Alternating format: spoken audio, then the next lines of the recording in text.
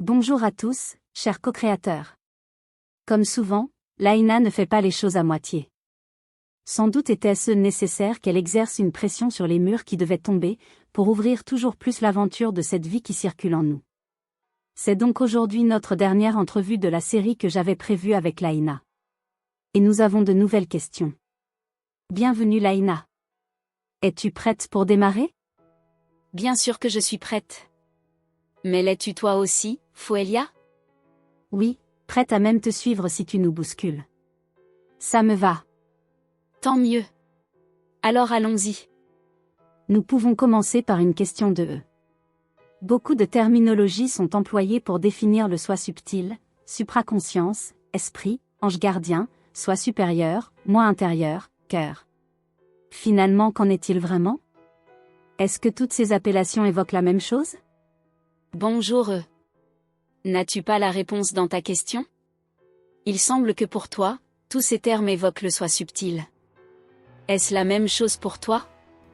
Je ne te renvoie pas la question par facilité, mais c'est ma réponse. Souvent, vous souhaitez des définitions qui seraient vraies en elles-mêmes, et c'est une des raisons qui vous empêche de dessiller votre regard en 5D. Rien n'est vrai en ce qui concerne le décor. Et les mots sont décors pour vous tant que vous ne les reliez pas à votre propre expérience. C'est quand vous faites une expérience que vous cherchez des mots pour la décrire. Alors les mots sont vrais, pour vous, et pour tous ceux qui parviennent à se relier à votre expérience par la définition que vous en donnez. Mais si d'autres peuvent vous comprendre, ce n'est pas tant à travers le mot que vous avez choisi. C'est surtout à travers la vibration que vous émanez quand vous le prononcez. Le mot est support, simplement. Peut-être Foelia peut-elle te dire ce qu'elle entend par ces mots, à quelle expérience ça fait référence pour elle. Mais ce sera sa définition, un partage d'expérience, et pas la vérité. Quant à moi, comme mes mots sont justement choisis par Foelia, je ne suis pas à la meilleure place pour les définir.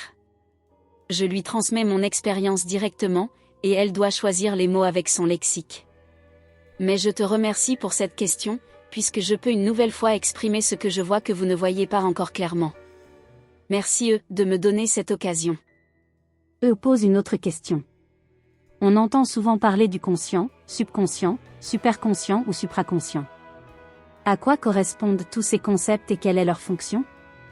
Foelia, je crois que c'est à toi d'exprimer ce que tu mets derrière ces mots, d'après ce que je t'ai déjà transmis. Ok.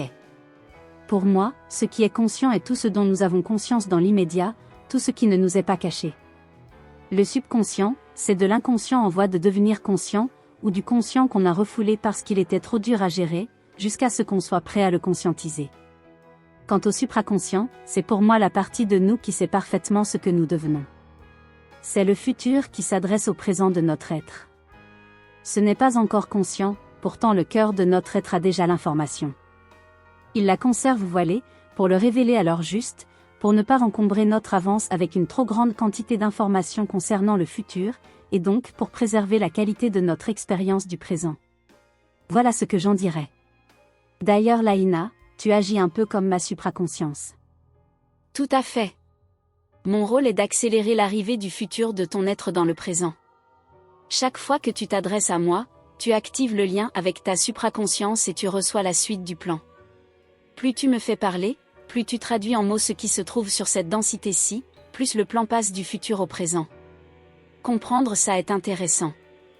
Vous pouvez passer toute votre vie sans que votre âme évolue en dévoilant son futur propre.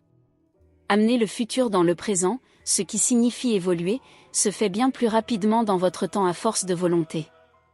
C'est pour ça que je vous invite sans cesse à décider. Décider, c'est activer votre volonté. Et quand vous le faites descendre une certaine dose de futur dans votre présent. Peu importe les mots que j'emploie ici, n'est-ce pas eux? Cherchez plutôt à ressentir ce lien entre votre volonté créative et le temps de votre âme. Dans une vision 3D, le temps semble s'écouler de l'extérieur. En 5D, nous avons conscience qu'il ne s'écoule que quand nous le décidons, que quand nous prenons nous-mêmes la décision de passer à l'étape suivante de l'éclosion de notre âme. J'avoue que ça peut être difficile à saisir pour certains. Ne vous en faites pas. C'est à force de vous baigner dans ces contemplations que l'expérience vous visitera. Et là, ces mots auront une valeur pour vous, celle de votre expérience. Voilà une double question et une double réponse intéressante. Question de M. Il semble qu'un concept de notre dernière entrevue soit difficile à comprendre. La 3D est le mode de perception des créatures qui se prennent pour leur ego, qui d'ailleurs constitue votre quatrième dimension. Pouvons-nous l'exprimer autrement? Ça, Foelia, c'est parce que tu fais des raccourcis, pensant que tout le monde peut nous suivre sur ces concepts. Retraduit comme ça, les humains qui ne pensent être que leur ego ne perçoivent que 3 dimensions en mouvement parce qu'ils s'immobilisent dans leur quatrième dimension. La quatrième dimension, c'est l'humain, c'est le cœur où on peut choisir de s'identifier au personnage et de ne plus regarder qu'au travers de ce filtre. Mais c'est aussi la dimension où on peut choisir de se relier à l'amour qu'on porte et qui nous libère de l'immobilité de notre point de vue. Ceux qui se libèrent du jugement, ne fût-ce qu'un instant, peuvent apprendre à agir depuis une nouvelle dimension, une 5e, là où il n'y a personne à accuser, rien à défendre, donc aucune réaction programmée à mettre en route. Vous devez comprendre qu'un humain est typiquement un être qui vit dans la 4e dimension, celle de l'ego, celle de celui qui peut dire « moi ».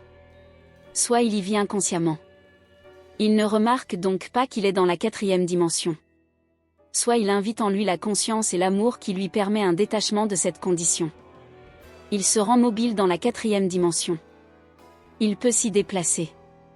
Il peut se déplacer d'un point de vue à un autre librement, sans prendre pour plus vrai qu'un autre celui que lui montre son programme 3D. Depuis cette liberté, il peut être inspiré par sa supraconscience, et cette inspiration est un dialogue entre 5D et 4D. Oui, il faut un peu de pratique pour comprendre cette mécanique subtile. Elle paraît simple quand on la vit, et incompréhensible quand on n'en a pas l'expérience. Pour éventuellement mieux comprendre, voyez les plans de conscience fonctionnant par 2, soit 3D, 4D, soit 4D et 5D. La 4D, nous l'habitons à tout instant, puisque c'est le plan de l'humain. Si on ne s'en rend pas compte, on ne voit que 3 directions mobiles. Si on s'en rend compte, on voit une nouvelle direction au-dedans de nous, la 5D. Lorsque nous sommes inspirés, d'où vient l'inspiration? D'une direction supplémentaire de l'univers, qui n'est ni la gauche ni la droite, ni le haut ni le bas, ni l'avant ni l'arrière, ni le point de vue d'un être ou celui d'un autre. C'est encore une nouvelle direction, une 5e. Notre supraconscience ne peut venir que de là. J'espère que ça pourra éclairer ceux qui se posent cette question. Encore une, de M et S, qui voudrait comprendre l'état d'esprit nécessaire pour bâtir les nouvelles cités et nouveaux petits lieux collectifs fraternels. Est-ce qu'un but matériel suffit? Clairement non. Le seul but à viser, c'est l'amour. L'amour dans une version sans cesse plus vaste. Si vous voulez co-construire de nouveaux lieux pour des raisons autres que l'amour, vous ne trouverez que les programmes de vos égos. Comme vous le savez, l'ego a besoin d'ennemis pour se sentir exister. Du coup, si votre but n'est pas l'amour, vous allez simplement rencontrer de nouveaux ennemis, sans apprendre à les voir comme faisant partie de vous-même. Vous recommencerez alors à vous battre comme des enfants. Faut-il que tous partagent les mêmes aspirations et possèdent la même maturité? Elior répondra mieux. De ce que je vois, l'aspiration doit être celle d'apprendre à aimer tous les êtres sans condition. Sans quoi rien de nouveau ne se réalisera. Quant à la maturité des êtres, je sais qu'il est important de mettre en place des balises qui permettent à chacun de vivre avec sa maturité propre. Même si ces lieux doivent être créés par des êtres matures pour que les règles du jeu soient des déclinaisons de l'amour, de la vérité et de la liberté, ils peuvent être habités par des êtres moins matures, qui bénéficieront des règles collectives comme de tuteurs ou de garde-fous. Les règles du jeu, ou la charte du lieu, agira spontanément comme un filtre. Les êtres qui ne se sentent pas concernés par le besoin d'apprendre à aimer volontairement et consciemment seront rebutés par vos chartes et par les modes de vie qui tentent de s'aligner sur cette conscience. La charte est donc importante. Et c'est tout un art d'apprendre à communiquer clairement les règles du jeu. Chaque nouveau lieu doit se munir d'une constitution claire, simple, tenant en peu de points, suffisamment explicite pour que les candidats habitants sachent où ils mettront les pieds. Question de C. Peux-tu nous en dire plus sur la joie? Comment la porter, vivre à travers elle tous les jours? Quelle est l'émotion contraire de la tristesse? Je vais faire une réponse courte. Pour la réponse longue, il suffit de vous plonger dans tous nos dialogues. Ils ne parlent que de ça. La joie est issue de l'alignement de toutes les parties de notre être. Elle se trouve donc au-delà des tensions dues aux différentes parties de nous qui se font la guerre, qui ont du mal à cohabiter. Et vous vivez ces tensions presque tout le temps si vous n'y êtes pas attentif. Par exemple, vous voulez être altruiste mais si vous l'êtes comme vous pensez devoir l'être, une autre partie de vous crie qu'elle n'est pas respectée. C'est une tension absolument courante. La joie est là dès que vous acceptez que les deux intentions sont là en même temps et qu'elles sont motivées par des blessures que vous portez. Souvent, si vous souhaitez être altruiste, c'est parce que vous ne supportez pas le côté de vous qui a des besoins personnels. Vous voulez donc l'étouffer. Et donc, vous étouffez. La joie, c'est l'état dans lequel vous vous trouvez quand vous acceptez les deux parties de votre être, celle qui a mal d'être égoïste, et celle qui a mal de se soumettre aux besoins des autres. Et quand la joie est là, il n'y a plus de problème. Il y a seulement des solutions créatives, nouvelles, à trouver pour réharmoniser vos besoins et envies dans le présent. La tristesse est souvent issue du sentiment d'impuissance, après que votre colère ne vous ait pas aidé à retrouver votre équilibre vital. Dès lors, je dirais que le contraire de la tristesse, c'est l'acceptation de ce que vous ne pouvez pas changer. Et cette acceptation peut prendre un temps de digestion. Par contre, durant tout ce temps, vous pouvez rester connecté à la joie. La joie de savoir que ce que vous vivez est dur et mérite votre plus grand soin, votre attention tendre. Et votre joie peut être de découvrir que vous pouvez vous apporter ce soin et cette tendresse. La tristesse n'est donc pas le contraire de la joie, du moins de là où je parle. Question de C. Pourquoi, alors qu'il me semble avoir retrouvé le sens de ma principale mission de cette incarnation, je ne rencontre pas physiquement mes amis des autres dimensions ? J'aspire tellement à vivre physiquement la tendresse humaine avec eux, danser, chanter, se câliner. Vos amis d'en haut n'ont pas pour vocation de prendre une forme humaine physique. S'ils s'incarnent un jour, ils passent comme vous par le filtre de la matière et doivent endosser leur part d'imperfection et d'oubli. Vous pouvez tous vous considérer comme amis venant d'autres dimensions, qui travaillent à perfectionner leur amitié en endossant des rôles matériels et des blessures humaines. Si je dois répondre à ces, je ressens plutôt un idéal, et je le comprends tellement. Bien sûr que cette tendresse pure que vous avez connue sous d'autres cieux vous manque. Mais vous êtes descendu dans la matière pour apprendre à la sortir de vous par votre propre volonté. Comprenez bien ça. Sur Solterre, vous venez conquérir votre indépendance. Vous pourrez y rester aussi longtemps que vous n'aurez pas déterré votre propre tendresse, ainsi que la faculté de vous l'accorder à vous-même autant qu'aux autres, ce qui est d'ailleurs le même chemin. Chaque fois que vous dansez ou chantez de manière imparfaite avec un autre être humain physique, vous retouchez à la beauté de la danse et du chant que vous portez de tout temps. Chaque fois que vous donnez un câlin tendre, que ce soit à vous-même ou à un autre être humain, vous pouvez ressentir que la force de câliner tendrement fait bien partie de vous, et qu'elle est là, disponible. En réalité, tout ce qui vous manque, c'est parce que vous avez oublié comment vous le donner. D'autre part, ce manque qui peut prendre la forme d'une nostalgie est une force ascensionnelle si vous décidez de vous en servir de cette manière. C'est parce que le plan d'où vous venez vous manque que s'éveille en vous l'envie irrésistible de faire descendre ces cadeaux là où vous vous trouvez. Alors je comprends bien ton manque et je conviens qu'il est douloureux. Transforme-le en action de tendresse pour toi et pour les autres, et tu découvriras que tu peux le remercier d'exister et d'en avoir conscience. Merci Laïna. C'est beau de le voir comme ça. Dieu sait que la tension entre notre ciel et notre terre peut mordre nos âmes, mais, comme tu le dis, nous pouvons apprendre à bénir ce moteur, parce qu'il nous aide à nous élever. Si vous le voyez comme ça uniquement. L'autre possibilité est de passer votre vie à refuser qu'il en soit ainsi. C'est possible aussi, et ça regarde chacun. Un jour, vous en aurez assez de refuser votre condition, et ce sera un grand jour, parce qu'il marquera le début de votre remontée vers nous, et surtout vers vous-même. Une dernière question de M. Comment puis-je intégrer dans mes projets immobiliers une dimension de spiritualité, afin que les lieux nourrissent davantage les énergies des occupants ? À Adikan, si je devais faire un parallèle avec ce que Foelia a vécu, voir les livres de Foelia, les bâtiments et les espaces respirent cela. Mais ici, sur Solterre, il n'est pas simple, voire pas encore possible de créer ces espaces de résonance. Bravo M.